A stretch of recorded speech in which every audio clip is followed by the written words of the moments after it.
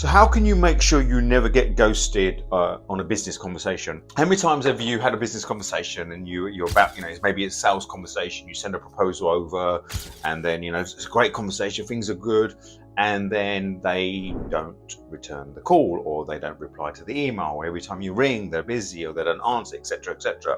And we have this tendency of being ghosted, and it's all to do about how the first conversation, the first interaction. So I like to think about any conversation in business. Look, you're selling, whether you're serving your customer, whether it's post-sales, pre-sales, you're always selling something, if you like.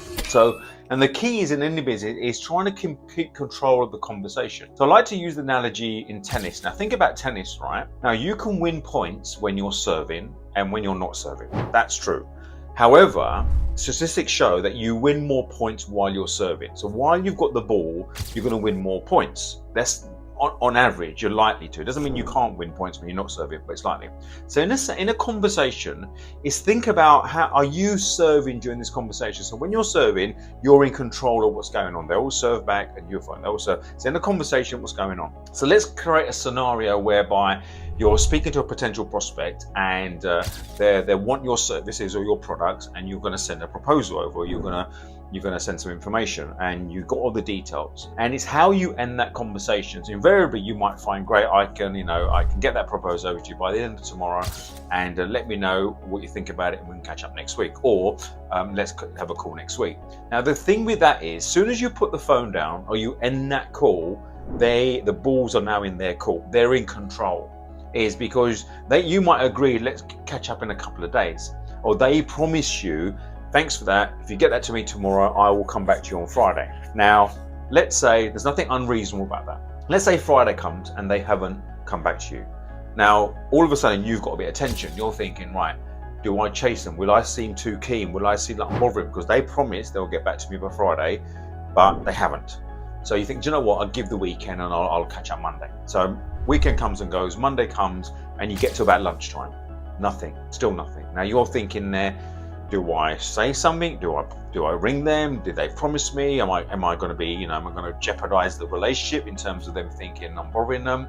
And you're left in this limbo.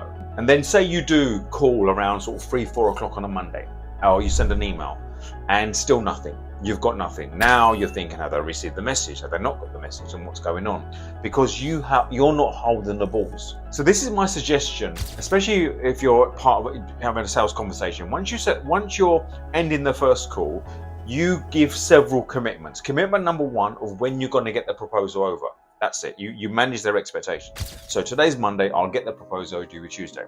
Commitment number two is you now set up what the follow-up looks like. So you can say, how many days would you like to look at that? Can we pencil in a time for a follow-up call on Friday at 12 o'clock? Now, they might push back and say, look, let me have a look at it and blah, blah, blah, all the rest of it. And the way to manage that is to say, look, I'm sure I don't want to waste your time, and I'm sure you don't want to waste my time. I want to make sure that you get everything you need. So why don't we pencil in a date? And get to pencil in a date, or even you say, I tell you what, I will make a note in my diary to call you 3 o'clock on Tuesday. So you specifically say a time and a diary. If they agree to it, fantastic. Send a calendar invite and put it in.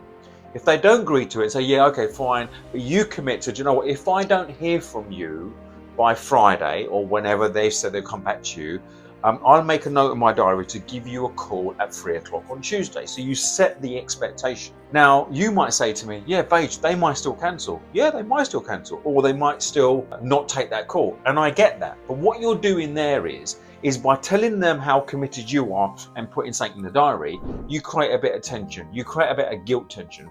So knowing that they've agreed to either set the call up or that you're going to allow them to come back to you in their time, but if they don't, that you're going to ring at this time, you're creating a bit of guilt tension. So they know you keep your end of the bargain. And especially in pre-sales, is every single point you are saying what you're doing and you're doing what you're saying.